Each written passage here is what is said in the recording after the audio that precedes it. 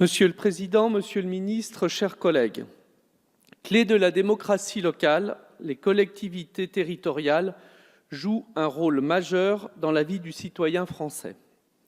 Ce sont elles qui, dans une logique de proximité, assurent de nombreux services publics.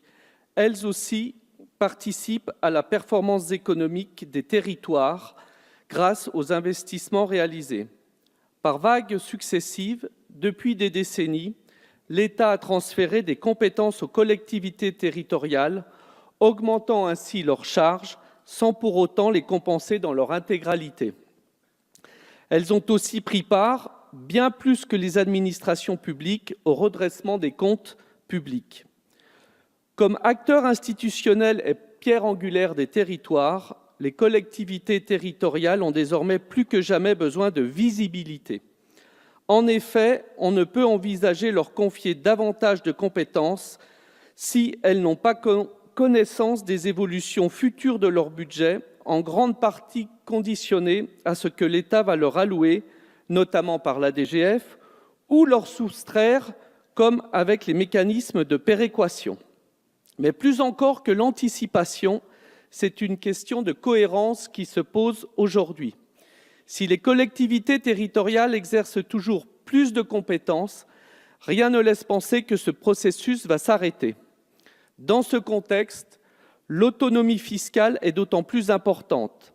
Et comme l'a rappelé l'Assemblée des départements de France, il ne peut y avoir de république forte sans collectivité territoriale puissante, bénéficiant d'une autonomie financière et fiscale.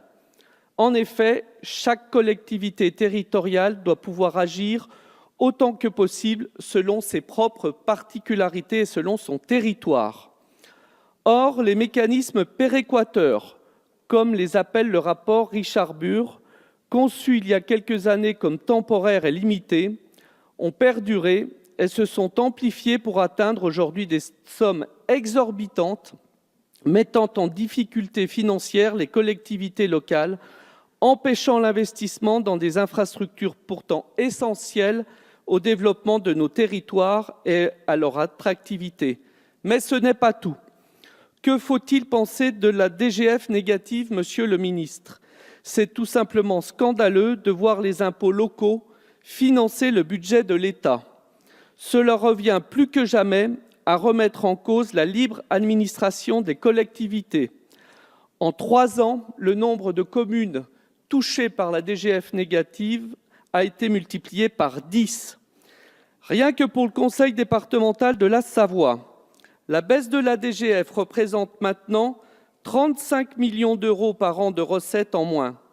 Si on y ajoute les différents fonds de péréquation, on arrive à 50 millions d'euros par an. C'est tout simplement la moitié de la masse salariale. Et pourtant, dans ce temps, les agents du département, heureusement, continuent d'être payés. Et dans les calculs opérés par l'État, les charges particulières liées au milieu montagnard ne sont pas considérées. Enfin, le gouvernement va supprimer la totalité de la taxe d'habitation pour satisfaire les promesses de campagne du président Macron. Pour financer cette mesure, le rapport Richard-Burr a proposé notamment de transférer l'intégralité de la taxe sur le foncier bâti au bloc communal. En somme, cela revient à prendre au département pour soutenir le bloc communal mis à mal par la politique de l'État. Mais s'il est indispensable que le bloc communal conserve une certaine autonomie fiscale, c'est également le cas pour le département. Sans pouvoir décisionnel sur les taux, les exécutifs départementaux ne seront que les services décentralisés de l'État, appliquant les volontés de l'État avec un budget alloué par l'État.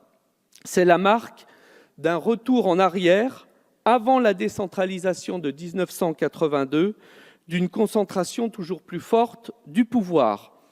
Aussi, dans ce contexte, nous ne pouvons être que favorables au texte de notre collègue de Courson. Je vous remercie. Je vous remercie, Monsieur le